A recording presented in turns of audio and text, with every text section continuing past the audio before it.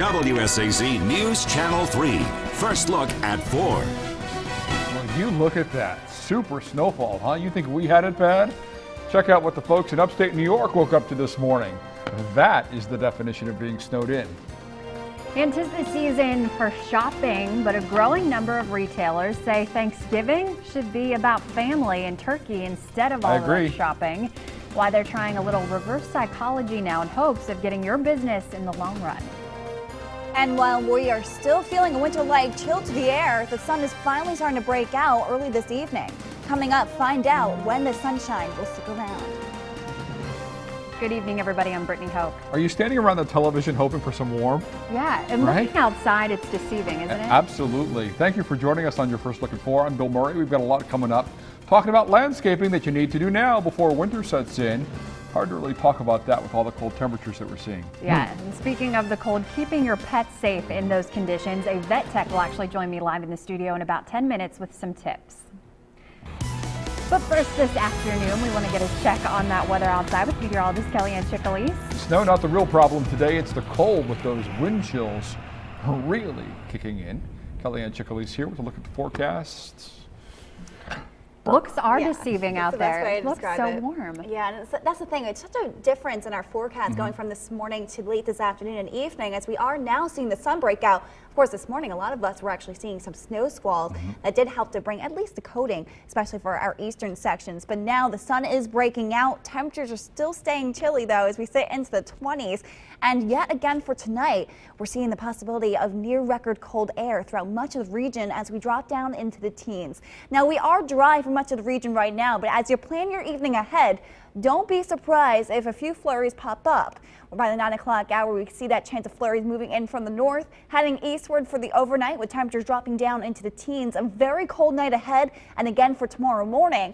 But the difference with tomorrow morning when compared to this morning is that we'll actually see that sun break out. And that sunshine will help for our temperatures to inch slightly warmer as we pull into the mid-30s. That's about 10 degrees warmer than those highs that we saw today. By late tomorrow afternoon and evening, we'll see those clouds start to increase overhead. That brings another chance of snow as we head into late tomorrow night. Just a few flurries at most. Earlier on the HD Dual Doppler, we were watching those snow showers moving through a few areas of snow squalls even. But now as we take a look at the radar, we're seeing just a few flurries trying to move through the region. And most of it is up to our north, just starting to track its way eastward into areas like Chillicothe as we move into the next hour or so. These will continue to track south and east for the later evening forecast. And that's the only concern for tonight, besides those very cold temperatures that we're expecting. But the good news is that we're not seeing quite as much moisture on the roadways tonight. So unlike last night where we did see some black ice issues, that won't be as much of a concern tonight. That's good news then. Yeah, definitely. Thank you, Kellyanne. All right, with more perspective on these cold temperatures, we want to check in with Chief Meteorologist Tony Cavalier, who is outside now in Huntington on this cold Tuesday afternoon. And guys, I want to take you back when Hattie was out here this morning. The face stinging wind, the temperatures down in the teens, the wind chill down near zero. Hattie was talking about the snow that was out there. Fifth Avenue, we had a good squall come through about 9 in the morning. The snow was swirling around. Where's the snow gone? You might say, well, it melted away, but you'd probably be wrong because the air is so cold and so dry that literally the snow over here on the sidewalk that is left, the snow that was here this morning, sublimated away. What do I mean by sublimation? There is virtually no water in the snow that fell this morning. There might be a little trickle on my tongue right now, but the bottom line is what happens with these dry Arctic snows, the moisture goes from a solid snow to vapor and it skips the melting stage, sublimation, the process of going from a solid to a gas before our very eyes. That only happens with these Arctic atmospheres, and we've got one of those overhead right now, a beautiful Arctic sunset coming on, blue skies, and that's going to allow the temperature to tumble to those record levels that Kellyanne's talking about. Now, what does this mean inside your house? If you have an early season natural Christmas tree, basically the Arctic air is not only cold, but it's very dry. Open the front door and that air rushes inside your house, and what do? You heat it to your comfort level. And by so doing, you drop the indoor humidity down to about 5%. And that'll make your Christmas tree very brittle, John Mara would tell us. So as we get into whether it's now or whether you traditionally buy in December when these cold air masses come in, you need to humidify the air inside, and you need to make sure that the roots, or the base of the tree has a good water base to it. And by the way, what it means now, since most folks do not have a Christmas tree inside their house, the air inside the house is going to be so dry, chapped lips alert, and cracked hands alert coming on. And by the way, Bill, under the covers tonight, static electricity alert in your house. All right, thank you, Tony. All right, the heavy snow falling today in parts of central and western New York. I used to live up there, kind of used to that, but even the pictures now, just unbelievable. One of the hardest hit areas is Hamburg, New York, with more than a foot fell overnight. Yeah, you were showing pictures. You have friends up there. Digging snowed out, in. literally. Yeah, their cars covered. Several more feet of snow has piled up since then, shutting the city down. That is where Mike Betts joins us now live with the latest details. Well, here in Hamburg, New York, the mode of transportation, it is the snowmobile, because it is hard to get around today by vehicle. A lot of the roadways are shut down, and even the snow shovel may not do you all that much good because the snowfall rates are so intense. We've already got 20 inches on the ground here in Hamburg and more to go. A lot of the roadways are shut down, including I-90, the New York Thruway between Dunkirk and Buffalo. You can't get there. A lot of roadways south side of Buffalo are shut down. The biggest winter so far for snow has been, get this, West Seneca with 42 inches of snow. Our snow here, it keeps piling up, that's for sure. Visibility greatly reduced at times. It's just 100 yards and that's it. And would you believe that we could be looking at double this before this evening is through, and then 2 more days to go, Wednesday as well as Thursday. So to say that the lake effect has kicked in is really an understatement. This could be the biggest snow of the year. That's the latest here in Hamburg, New York. I'm Mike Bettis, NBC News. All right, Mike, thank you very much. Biggest snow of the year. At least maybe we'll And get it's it out November, of the way. right? Yeah. Let's get it done. Unbelievable stuff. If you think Mike Betts was standing in big snow, take a look at social media. We found these pictures again from the Buffalo area on Twitter today. This is the true meaning of being snowed in, right? Some dogs and kids enjoying it, of course, but they could get lots in the snow drifts and lost rather in those snow drifts. When I lived up there, it was how high the snow drifts were. That's how whether or not school was let out or not. You could have 12 inches of snow on the ground and school was still in session. It just mattered how big the snow drifts were at the end of the road. Wow. Right? We also spotted some cars in the middle of snowbanks with their wipers up so they don't freeze the windshield. Pretty sure that's the least of some folks' worries when they come out in the morning to get out on the road. Definitely. Oh my gosh. Can you imagine? I remember I've shared not this story dealing with once before. When I first moved up there, I had 13 inches of snow outside, and I called in and said, I don't think I'm going to be able to make it in. They said, we'll give you a half an hour. There's no snow on the grounds, and I lived 11 miles from where the station was. That lake effect snow makes a huge difference up there. And Erie, Pennsylvania, seeing the same thing. Just kind of get used to it. All right, still ahead, we're talking about keeping your pets safe in these cold conditions. Vet Tech joins me with some tips. Bottom line, though, if it's too cold for you, it's probably too cold for your pet, too. And what a difference a day can make. Here's a live look with our West Virginia Lottery cam in Charleston. We're seeing a dry roadway for your evening commute. After the break, a look at how chilly things will get tonight as we see near record cold air heading our way.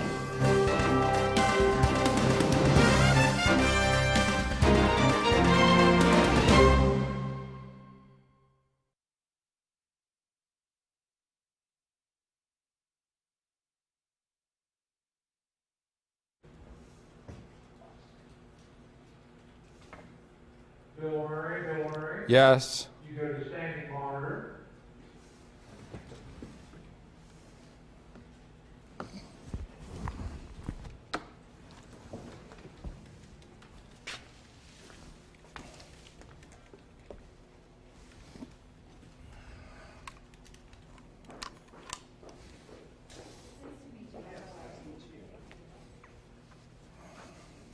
The touch screen, Bill.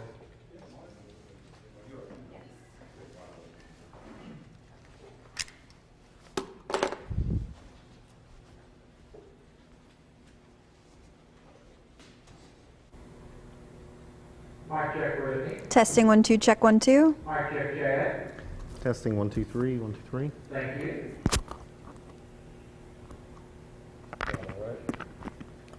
Yes.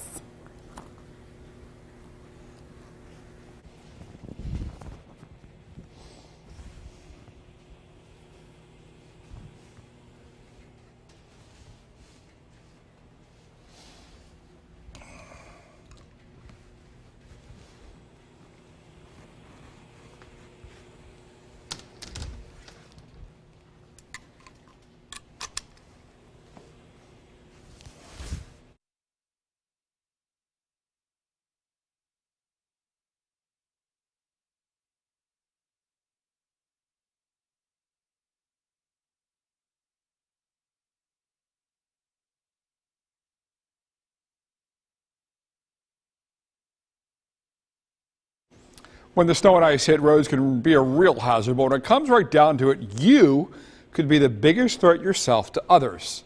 So we've got some tips to stay safe behind the wheel. Make sure your windshield washing system works, full of anti-icing fluid, and replace wiper blades if you have to. We all know people who have those windshield wipers even when it's raining outside, and I'm like, how do you see out of these things?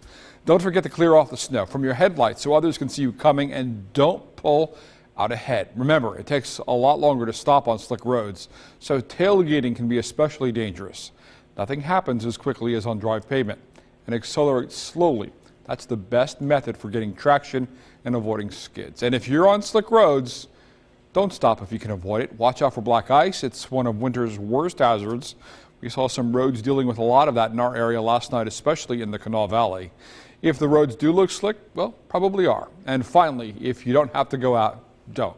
Even if you do drive well in the snow, not everyone can. And that's why the most important thing to keep in mind is safety first when you get behind the wheel. You know, cold weather protection isn't about people. Remember, pets who stay outside, right? But that looks cold, doesn't it? Brittany joins us now with a little help on what you can do with your four-legged members of the family. Yeah, thank you, Bill. I'm joined now by Chad Farrell, who is a vet clinic with Animal Care in Huntington. Thank you so much for joining us today. Sure, thanks for having me. When we think about winter, we think of being inside and warm and cozy, but a lot of people do keep their pets outside, which is a big concern because if it feels cold to us, it's feeling cold to them too. So what tips do you have for people who keep their pets outside? If they have to stay outside, a good shelter, elevated off the ground so we're not getting the wetness. Insulated dog houses are great.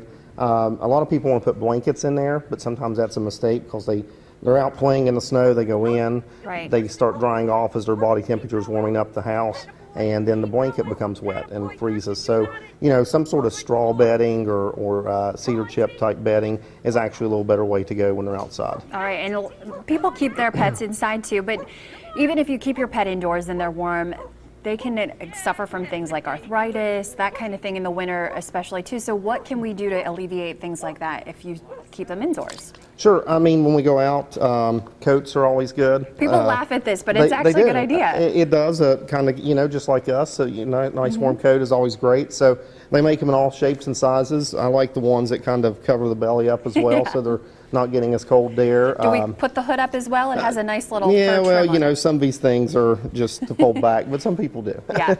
And you said even boots would be a good idea. Especially if you're walking around on sidewalks that have been salted. The salt a lot of times really irritates their paws.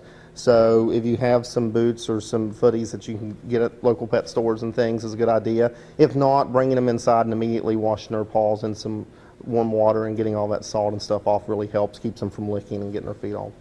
Is it a good idea to switch food during the winter? Is there a certain kind of formula they should be using? Not so much. A lot of times switching food can cause other problems. If we're an outdoor pet, sometimes we encourage feeding, you know, maybe a little more than usual so we're getting more protein because our body is constantly having to stay warm and heat up the small area of the doghouse or whatever. So pets outside do require, I think, a little more food in the winter than they do during the summer months. Absolutely. And I know a lot of people think in the summer, in the heat, is when they need more water, but hydration is still important even in the winter. I know my cats will sometimes get flaky skin, they'll get rashes because they're dry. Extremely important, and especially, you know, on the cold weather we're having now, below freezing, water bowls outside are freezing, so changing them more frequently as well, you know, 2, 3, 4 times a day, getting that water out there to keep them hydrated. All right. And one thing people might not know is if you keep your pet outdoors, if it hits below freezing, sometimes you can get cited for animal cruelty if you leave them out there. Yeah, especially if you don't have a nice shelter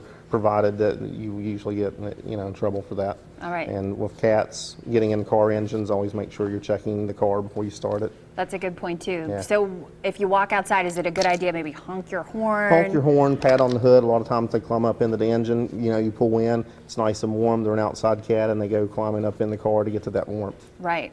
But bottom line, we said this a few times now, if it's cold to you, it's cold to them. Right. So don't think because they have fur that they're going to be warm, they're going to be okay. Right. The biggest suggestion, would you say, just bring them in? Bring them in, you know, try a garage space, a crate. Sometimes if you really can't keep one in, even boarding them in a local boarding facility. I know we do a lot of that in the winter as well. All right. Thank you so much for joining us. welcome. That was Thanks. great advice for you. If you want more information and safety tips about keeping your pets and how to keep them safe in cold weather, you can head to WSAZ.com and click on featured links. Bill. All right, Brittany, thank you. After the break, we'll look at another area dealing with Old Man Winter's wrath. Really a bit earlier this year. Kellyanne, we're in for another cold night here at home as well. That's right, and unfortunately we are, but stay tuned for that forecast after the break because we're looking to see some good news as we head into tomorrow.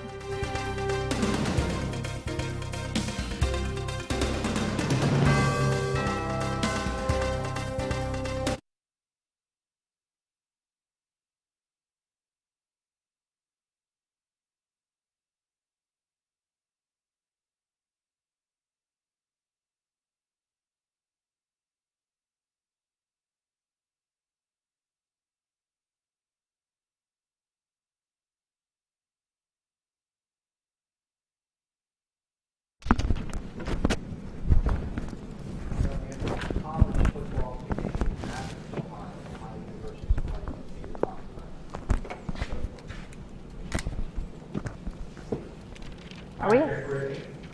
Testing 1 2, check 1 2. Mike check Bill Murray. 1, 2, 3, 4, 5, 6, 7, 8, 9, 10. Mike check Kellyanne. Mic check 1 2. Check 1 2.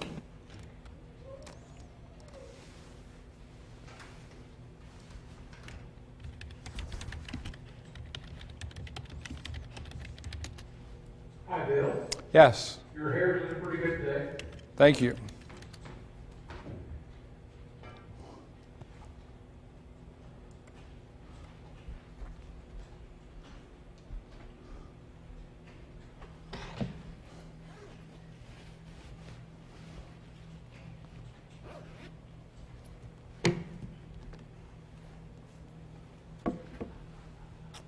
A lot of blue. What does that mean?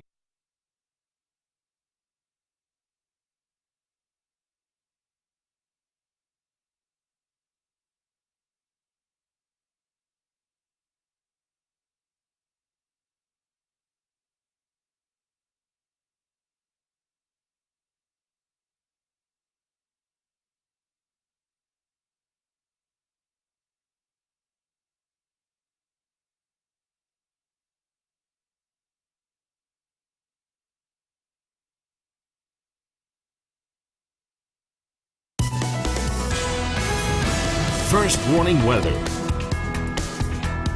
Well, this is what drivers woke up to in Grand Rapids, Michigan. Another round of early winter weather slammed into the area overnight. Yeah, expecting bitter cold temperatures again to extend now through Thursday with wind chills in the single digits. Kellyanne Chicalise joins us now with a look at our forecast. I know we had some very, very cold temperatures last night, and we're kind of looking at the same thing again tonight. Yeah, unfortunately, it will be sticking around for tonight, but we have some good news as we head into tomorrow. Some of that sunshine that broke out today will stick around for tomorrow morning, and so that will help to get those temperatures slightly warmer as we head into the afternoon. But don't expect a huge warm up. Highs will still top out in the 30s region wide. As for right now, though, we are mainly in the low to mid 20s. 24 degrees in Huntington and 25 as we head out into Charleston. Still holding on to the teens, of course, in our higher elevations where Richwood is sitting at 19 degrees. Mid 20s as we move through much of Kentucky. Pikeville at 26. HG Doppler showing a mainly dry sky overhead. We're seeing just a few flurries trying to pop up, but most of that activity is actually to our north and west. Heading out toward Columbus, you can see these fingers of snowfall moving through. Very light flurries at most, but this will eventually shift eastward. Chillicothe is set next to get in on that snowfall chance, and eventually that will head toward MacArthur and Athens as we head into the after sunset hours. More snow flurries up to our north and west, and that may try to streak by our region for the overnight forecast, so the chance of flurries still exists. But the good news is that we will be drying out as we head into tomorrow morning. Next chance of flurries holding off until late tomorrow night. Here's the forecast for southern Ohio this evening. It's looking very similar to what we saw last night, ranging from 13 in Athens to 15 into Ironton. Gallipolis topping out around 14. Scattered light flurries will be possible. Heading into central West Virginia, that chance of flurries increases as we move out to the higher elevations, with Summersville dropping down to 12. Charleston about 16 tonight. Record low is 18, so we do have that possibility of a record breaker in Charleston overnight. Huntington could tie that record low of 15. The record low is 15 also. Southern West Virginia as we head into tomorrow, highs pulling into the 30s, 38 degrees into Logan. Breaking sunshine will lead to a few more clouds for the afternoon, and then slightly warmer as we move into eastern Kentucky, with highs pulling near 40 as we head into Pikeville. Here's the forecast for tonight, though. Record cold possibilities again as we drop down into the mid-teens. Colder in the hollows where we're secluded from that wind. We could even see the single digits down that way. Tomorrow brings a high of 37, inching warmer. A few more clouds for the afternoon as we see a chance of flurries late Wednesday night and into Thursday morning. Heading into Saturday, it's a warm up as we pull up to 50 degrees, breaking sun before rainfall returns for Sunday and Monday. Monday's high reaches up to 60. Big cool down again as we head into Tuesday, though, as we drop into the mid 40s. But at least we can enjoy Monday with a high near 60. Wow. Just keep in mind you'll need those umbrellas handy as we do see that rain chance continuing from Sunday afternoon. Some big changes heading our way. Absolutely. Looking to feel a bit more like late spring. All right. Thank you, Kellyanne. You know, we wanted to share, we covered the news, right? Yeah. We're not immune to it, and we're not immune to the weather conditions either. Several people at WSEC coming to work this morning found it very hard to get there. Whoa, there we go. I feel almost bad showing this. Huntington Right. barely got enough snow to cover the ground, Whoop. yet in the space of half an hour this morning, we watched coworker after coworker, we won't name any names, but they slipped and fell in our parking lot. Luckily, nobody was hurt, so sharing the security footage. There we go again. All in good fun, right? It seems like it's in the same spot, too. I don't know. That kind of constitutes surveillance video bullying. Oh, that I was a think. bad one. Right. At least someone was there. I was going to say, but when there's someone there, there's a witness. I mean, of course, there's a witness because we have the video, but, you know, it kind of makes it work. And here comes Kellyanne right now. Yeah. 1, 2, 3, here she goes. Kellyanne. Oh, there you go. Oh, Oh, if I was there this morning, for sure, I would have. I am the worst to witness something like this happen because I cannot control the laughter when I see someone fall down. It's awful. So don't fall in front of me. I'm embarrassed for you. After the break, we're talking yard work you need to do now before winter really sets in. Our home and garden expert joins us with some tips on roses. There's some real good reasons why you want to put mulch around your roses this time of year, but when I come back, I'm going to tell you.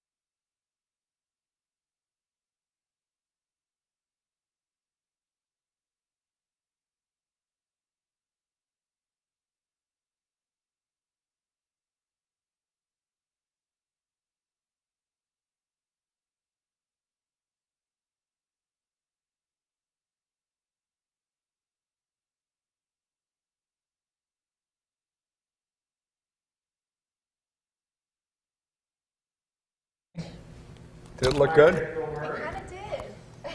What is it? Is it a grilled cheese sandwich stuffed with grilled cheese? Testing 1, 2, check 1, 2.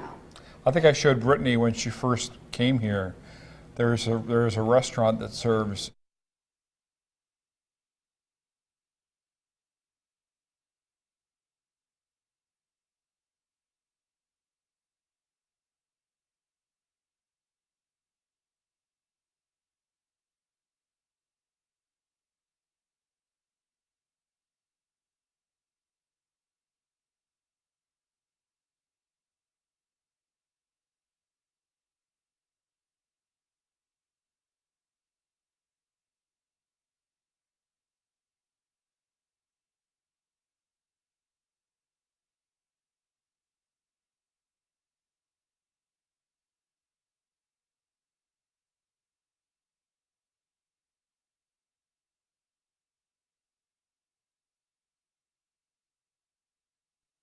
As you can see, the roses here at the Huntington Rose Garden have been partially prepared for the winter season. Notice that all the canes have been cut back. So how far do you cut the canes back on these hybrid roses? Well, anywhere from 8 to 12 inches. And it's kind of interesting. They've left 4 or 5 major canes on each individual rose plant. And that's important. That's going to give you a good foliage and good flowers next year. But also, it's kind of significant. Notice that they have pruned out any of the branches that go in towards the center. And that's important because during the growing season, you want plenty of air and light to get in there. It's gonna cut down on a lot of disease and insects, and it's going to give you a better flower production during the year. One of the things that they have also done, they've also taken a soil test. They've corrected the soil acidity, and that's important too. No matter whether you have lawns, gardens, shrubs, or trees, or these roses, you need to get that soil test, especially to determine how much lime you need on. You need to have the lime corrected in order to have beautiful roses during the year. Now, one thing they haven't done here, and I noticed they've done it down on the lower part of the rose garden, they've started to mulch. As you can see, they're just starting to put the mulch around the roses, and this is a good time to do that. And primarily what you're going to do is you're going to put mulch out about 6 to 8 inches away from it, and then you're going to pile the mulch up against the root itself. And matter of fact, roses are the only plant that I can recommend using mulch up against it. You don't want to do that with trees or shrubs, because when you put the mulch up against that bark, it's going to rot that bark and you're going to lose that shrub or tree. But for roses, that's not a bad idea. And you probably have about another couple weeks in order to put mulch around your roses. Now, so why do we use mulch? Well, basically, you know, the root system of the roses is kind of delicate and kind of tender. What the mulch does, you know, it actually tempers the drastic fluctuation of the soil temperatures, especially when it gets real cold and then it warms up and gets real cold and warms up. It kind of reduces that drastic fluctuation. And it's that change in temperature around that root zone area that's going to injure the rose itself. They're going to put this on there, and they're probably going to take it off somewhere around the 1st of May. Until next time, keep your green thumb growing. The 1st of May seems like a million miles away, doesn't it? It does, especially after a day like today. But, you know, it's that time. If you haven't started winterizing, it's a good time to do it. Stop and smell the flowers. Yeah, it's a little late for that. Yeah, it's a little late for that. We'll be right back.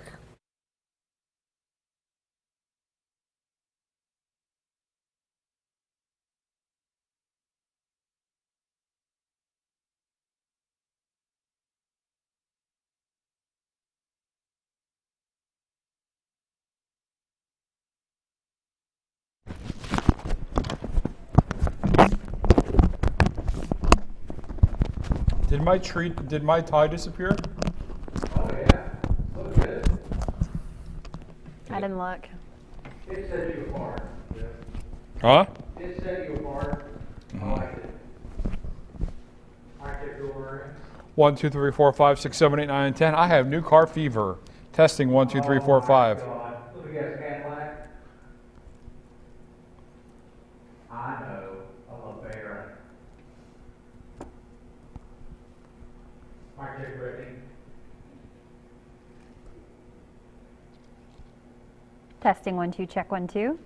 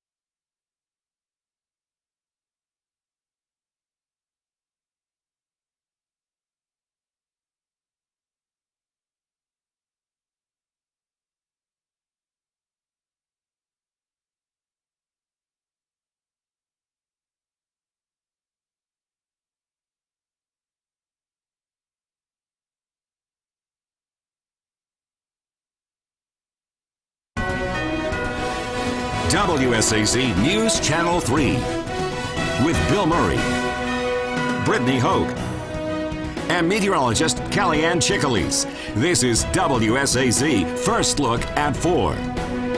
Literally, it seems like every other day we hear a lot about hacking these days, mostly involving stores, their databases, your credit or debit card numbers. But this latest round of hacking really does hit a brand new low. Yeah, talk about cold-hearted computer hackers. Someone is targeting families whose children have cancer, if you can believe that. A truly sad situation on all accounts, because now, as Duffy Dixon shows us, they're not only derailing that Facebook page, they're also sending hurtful emails to parents.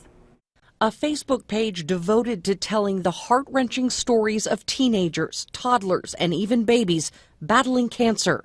Cure Childhood Cancer was taken over by hackers this weekend. All of us who have administrative privileges to our Facebook page have been blocked, so we have no control whatsoever over the content on our Facebook page. Even more disturbing, when Kristen Connor was alerting the cancer community about the Facebook hack, several families said they have received horrible emails from hackers talking about their children who have just died of cancer. I cried when I read the emails. In this one, they named the child, saying, "It sucks that the next time you see him will be to dress his corpse, and too bad he will soon become worm food and be eaten by maggots." Cure isn't convinced the hacking of their Facebook account and the emails are related, but say it doesn't matter. The effects on the cancer community as a whole are devastating. I want this to stop, and I just want this just complete, cruel, sick harassment to stop. It is hard to imagine that there are actually people out there that heartless. That have nothing better to do than to break someone's heart. Right. Cruel, sick, heartless. She summed it up in 3 words Exactly. right there. What's good about this is that when something like this happens, though, a lot of times you see people really step up and defend people and find those people and get them offline, which hopefully is what happens in this if there was situation. anything positive in that one person wasn't attacked individually. She found out she's not alone. It's happening a lot. So if you find something, doesn't matter whether your child is sick or you find something bizarre and odd on your computer, feel free to ask people in your social circle. Social circle? Social circle. Maybe you'll find out you're not alone in that. All right. I hate it when my teeth slip during the news. No, I'm kidding. Outside our Portsmouth weather cam, looking pretty sunny right now. Of course, most of the area is seeing periods of sun and overcast skies today, kind of hit and miss, even snow at times. But the sun, again, paints a pretty picture outside, huh? It really does. It's hard to believe in about, 45 minutes that sun will be gone, though, and the colder temperatures, even colder than what we're seeing now, are going to be coming in. Another very chilly night ahead. I mean, we've been really close to records. 2 nights ago, I had like a 40-foot tree in my backyard, huge tree that looked like it was on fire. This morning when I woke up, empty. Every single last leaf on that tree down on the ground, and it was also covered in snow. So I guess the weight of the snow and the wind. And the wind was brutal yesterday. The wind was rather strong, and that was something that we really, kept an eye on throughout the afternoon, because those strong gusty winds made those temperatures that were already chilly feel even colder, as we saw wind chill factors down into the single digits for many areas. That's something to consider again for tonight, but winds are looking to subside as we head into tomorrow, becoming a bit lighter. But something to keep in mind, we've been really keeping an eye on the possibility of records, and you can see that this morning we saw temperatures dropping down into the teens. Records were not broken for Huntington or Charleston, but as we move through the afternoon today, we saw highs topping out in the mid-20s, 25 in both Charleston and Huntington. Record highs, or record coldest highs, were in the mid to upper 20s, even near 30 degrees. So we did set records for this afternoon, and again for tonight, we're keeping an eye on the possibility of breaking records again, as we see a record low of 18 degrees in Charleston and a record low of 15 degrees in Huntington. So very eventful 24 hours, but that's going to change as we move into tomorrow. Planning your evening ahead, as we see decreasing clouds overhead, things will continue to chill. A few flurries will be possible moving through from the west as we drop down into the teens tomorrow morning. We start chilly, but we see some sunshine, and then we break out with temperatures into the mid-30s, and that's going to feel warmer, believe it or not. Believe it or not, mid-30s will feel warmer. Oh yeah, thankfully, because yesterday I got home and that wind hit me and my eyes just watered. It was so bitter. And that's something to consider. I know a lot of folks are heading out to the Ohio Bobcats game tonight at 8 in Athens. You really need to bundle up anything you got. Absolutely, yeah. Hats, gloves, All even of a it. face mask. Yeah, definitely. Thank you, Kellyanne. Well, today in Health Matters, we continue our discussion on Lung Cancer Awareness Month. If you know anyone who smokes and has tried to quit, you know it can be hard. News Channel 3's Hattie Cheek joins us now with Rhonda Sheridan with St. Mary's Pulmonary Rehab with some ideas on how to successfully put those cigarettes down once and for all. Hey, Rhonda Sheridan is with us today from St. Mary's, and as promised, we are going to be talking about some steps that you can take in order to stop smoking, because November is Lung Cancer Awareness Month, so that's kind of the point that we really want to get across right now, isn't it? Yes, it is. All right, and so how do we do this? How do we start stopping smoking? For some people, it's just so hard. It is, and now is the best time of year to stop. We have coming up on the 20th of this month is the Great American Smokeout. So a lot of people choose to quit smoking then. Also with the holidays, right after starting the first of the year, everybody wants to start getting healthier. So it's a great time to stop smoking. Some of the things that we do offer, some of the keys, first thing, you have to be ready to quit smoking. You have to set a quit date and stick to it. Sometimes if you set a date and it's 3 weeks ahead of time, and then you say, okay, I've got 2 weeks left, I got a week left, you kind of mentally start preparing yourself for going off the cigarettes.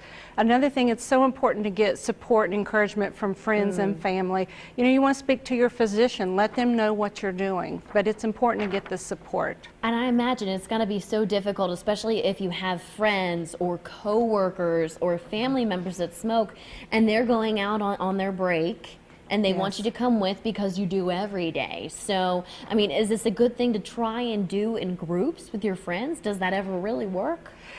It's always better if you do it with the buddy system. Everything's better with a buddy. But you know, it is important. And if you are within a group and your group knows, even if they choose not to smoke at that time, if you would just let them know that that's your plan, they're going to be encouraging you and they're not going to smoke around you. So it'll make it easier for you to quit. Okay, so be firm in that notion. Oh, you have to be. Okay. Yes, All right. definitely. What's next? What do we do next? You need to find out the triggers. Why do you want to smoke? What causes you to have those urges? If you figure out what those urges are, then you can have new behaviors to make it easier to quit smoking. One of the things that we hear a lot in our smoking cessation at St. Mary's is driving in a car. A lot of people like to smoke when they're driving their car. It's out of boredom. It's something to do.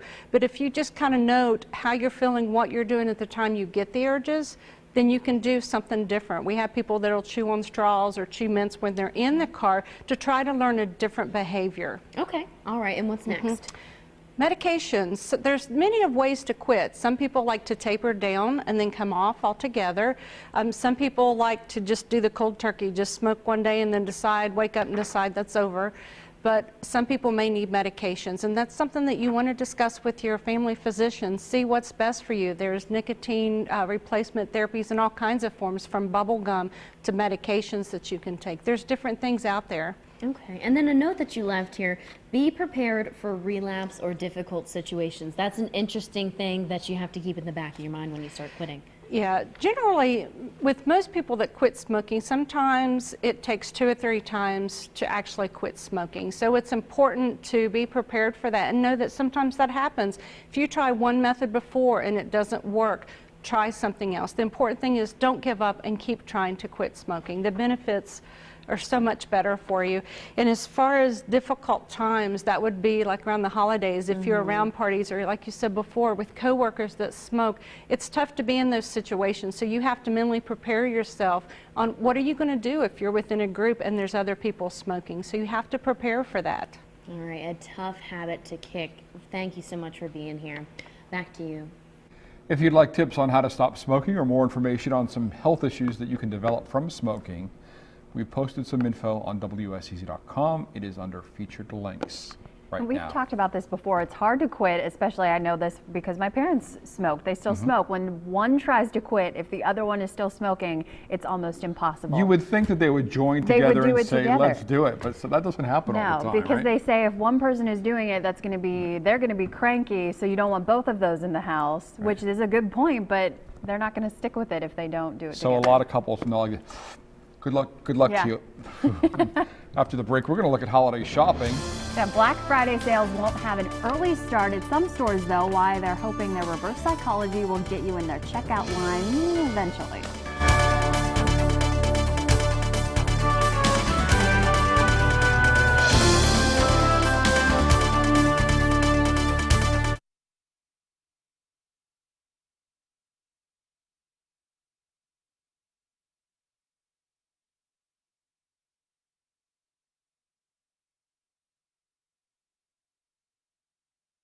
Oh, uh-huh. Left it at home.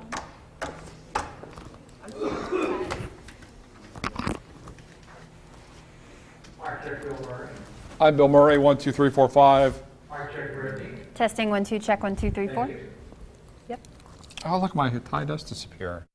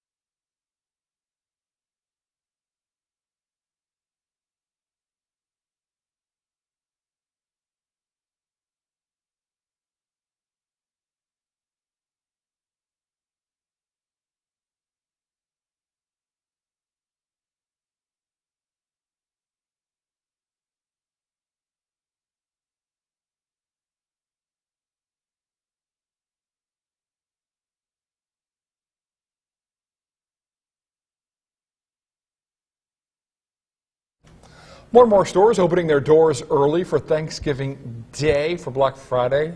Yeah, but not all of them, as Bob Hansen shows us. Some stores are hoping to win over shoppers by not holding Thanksgiving Day deals.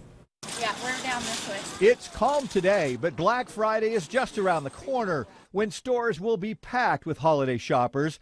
But fewer stores are waiting for Friday as more and more start their Black Friday deals on Thanksgiving Day. Consumers have become accepting of it. For the retailers, it's more of an opportunity to generate sales. But what if shoppers refuse to show up on Thanksgiving? There appears to be a growing backlash on social media against Thanksgiving Day sales. I would not go to a store on Thanksgiving. I think Thanksgiving Day everybody should have off. No, Thanksgiving's for family. Lists are going around online of stores that will not be open on Thanksgiving. Stores like Costco, Nordstrom, Barnes & Noble, REI, Marshalls, Crate & Barrel, DSW Shoes, Home Depot, Lowe's, and many more. Some stores trying to win over holiday shoppers by staying closed. Or would it make a difference to you if they are open or not on Thanksgiving? It wouldn't make a difference. But that decision is about more than family togetherness. It's very much about money. The average shopper will spend about $800 this holiday season. Add it all together, and that's money that can make or break a big or small business. If you look at the list of stores not opening on Thanksgiving, most of them sell clothes. But what about those who sell consumer electronics? If I'm a consumer electronics store, I don't want to take the risk of missing that consumer who's coming in to buy a big flat screen television or a computer, and if I don't get them that day, they're gone for the whole holiday season and maybe for the rest of the year. So where one store stays open, many more will likely follow. It's up to the shopper then to support or not support a Thanksgiving Day sale. You have the power. Yeah, but if we're going to go shopping, I think maybe you should pick up a new tie, because look at this. You can't see it. Because it's I'm wearing a green. green tie, Can you see and through you it? can see kind of see through it from here. What I've learned from this segment is that starting tomorrow, I'm going to start wearing green tape down the side of my suit to take a good 2 inches off. Right? There you go. That's a great idea. According to one survey, more than 50% of people said they actually dislike the idea of Thanksgiving sales, and I agree with you 100%. Yeah, more than half there. That's why this idea of shaming those stores who are staying open or sending around lists of stores that will be closed on that day is perfect for social media. The more people you can get on board, because it seems like we do this every year, Right. but they still keep getting earlier. You have to just stop and think, do I really need it that badly? And you have to feel sorry, too, for the people who are... I was at a big box store just a couple days ago asking them about the holiday, and they're like, we're all working. The entire staff has been called in, starting because our big sale starts at 6 o'clock. And you're like, is that really what the holiday's about? Yeah, Right? it's not. Stay home with your family. All right, coming up, one of the region's first looks at the holiday season. Christmas lights on display. Kellyanne, it's starting to feel more like Christmas out there right now, at least in the way of temperature. Yes, but for those of us that aren't exactly ready for Christmas just yet, I have a look at a more fall-like outlook heading our way soon.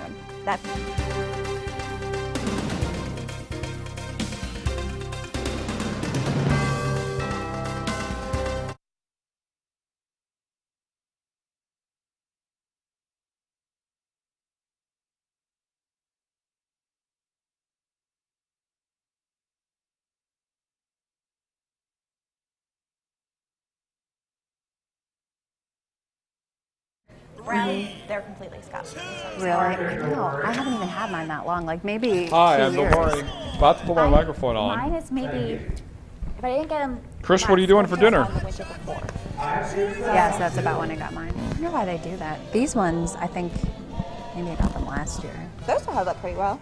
Yeah, they're not bad, but so the other ones were more expensive, and they're practically done.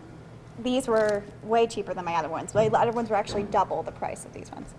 These were only $80. The other ones were.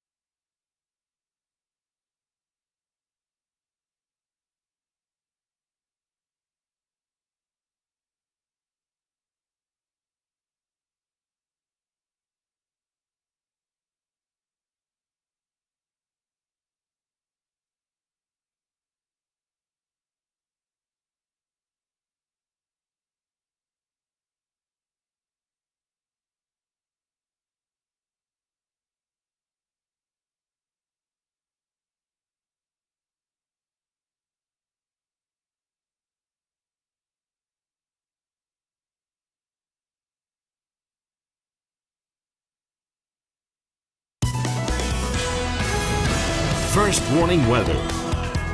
It is beginning to look a lot like Christmas in Ashland, Kentucky. The city kicked off its Winter Wonderland of Lights festival last night. It took weeks of hard work setting up the displays and making sure all the lights worked. Now Central Park, you can see, all lit up, and this all leads up to next Tuesday when they will hold their annual Ashland Christmas Parade.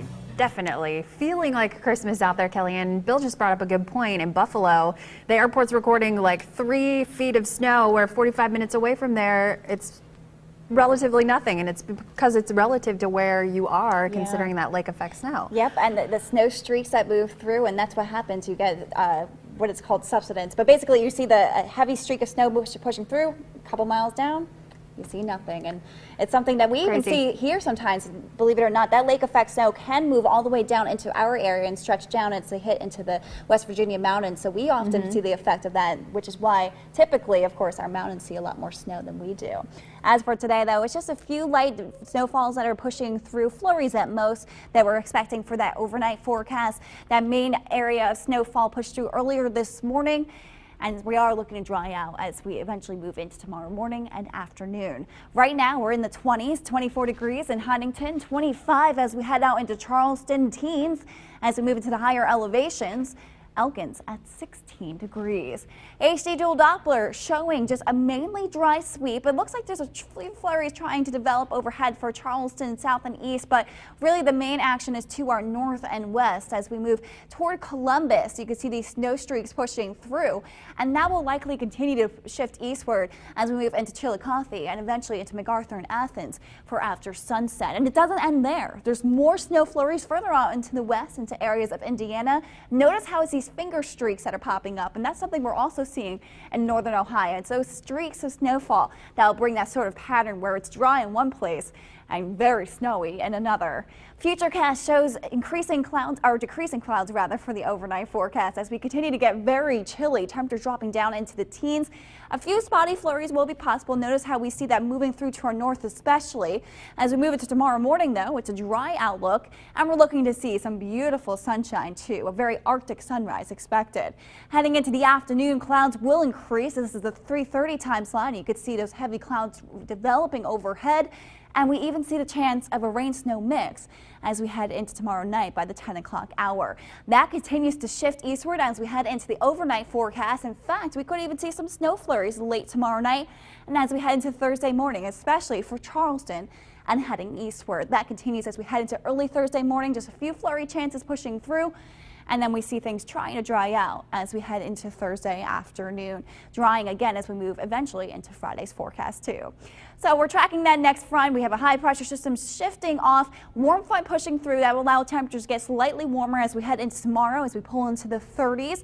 Cold front will be pushing through with that flurry chance as we head into tomorrow night and through Thursday morning, and that brings that colder air for Friday. But we are expecting a slight warm up as we head into the weekend and the start of next week, as near normal air will be returning to the forecast. As for tonight, we're dropping down into the teens. Record cold air will be possible, and especially in the hollows where we're secluded from that wind, we could see temperatures dropping into the single digits. Tomorrow brings highs into the mid to upper 30s, inching warmer, with a chance of some very late evening flurries through Thursday morning. Warming as we head into Saturday's forecast with a high near 50 degrees. Rain chances as we go from Sunday into Monday. And I know we don't like rain, but I think we would prefer the rain over the snowfall that we've been seeing. Right. Tuesday drying out, and we see things cooling down once again. Mid 40s are expected. So it's a brief warm up, unfortunately, but I guess we'll have to take it, right? Yeah, it'll feel extra warm considering what we've gone through now. So I mean, mid 20s today, going up to 60 next week. Not bad. Not at all. Thank you, Kellyanne. Well, the 3 people arrested in Wayne County and charged in the murder of a man and the wounding of his wife will now have their cases heard by a grand jury. They were in court today, and News Channel 3's Tim Muir joins us with a look at what we're working on now for 6 o'clock. Tim. Hi, Bill and Brittany. This is a story that still has everybody in Wayne County talking. It was just a brutal murder that took place. Jeremy Markham, Elijah Markham, and Melissa Watts were in court today to answer to some of those charges related to that case. Dan Griffin has been following this story from the very beginning and joins us now with what's coming up at 6. And some very interesting details came out in court today. Well, yeah, we heard a lot of things. Some of those details, Tim, very brutal, very upsetting. The family was in court today as the judge saw all 3 of them there. We also heard some very interesting information about what Mrs. Bundy, Myrtle as we've known her as throughout this story, what she actually did that may have saved her life. We're going to be talking about that coming up tonight at 5 and also at 6. Okay. Hey, thanks, Dan. And we're going to talk about that as well as the fact that not only was she able to take this action that possibly saved her life that Dan's going to talk about, but we're going to also talk about the murder itself. Some of those details came out in court about what happened, why there wasn't a robbery involved, all of that all coming up new tonight at 6. All right, Tim, thank you. Still ahead, caught on camera. After a controversial move, one fan has been getting a lot of heat on social media.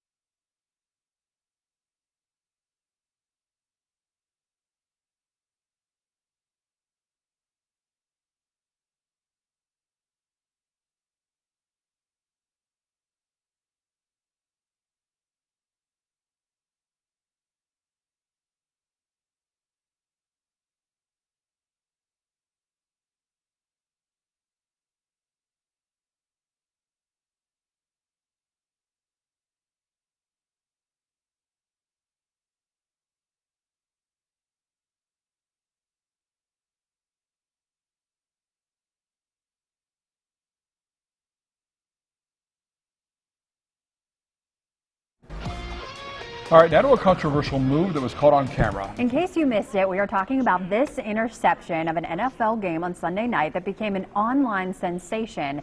A New Orleans Saints fan, look at this, appeared to take a souvenir away from a fan of the visiting Cincinnati Bengals. And as Sula Kim found out that both fans actually were pretty good sports about it. Krista Barrett holds no grudge against Saints fan Tony Williams. He intercepted this ball Sunday, and the drama was caught on camera. After Bengals tight end Jermaine Gresham scored a touchdown, he tossed the ball towards Barrett, but longtime Saints fan Tony Williams grabbed it. In many of the photos and tweets, it shows him practically snatching it from her with elbow to her chin. Twitter blew up with negative comments saying the Saints fan wasn't so saintly, but Barrett says she wasn't hurt. And I think the pictures make it look 10 times worse than it actually was. Like, no bruises, didn't even notice me getting, hit in the chin by any means. So I don't think by any means he had any, intentions to hurt me or try to do that. Williams says the backlash he got on social media is painful. He just wanted to give the ball to his 8-year-old grandson. Oh, it hurts because what they're saying is it was intentional, and I was fighting the lady. And no, I wasn't doing that. I was just trying to get the football for my grandson.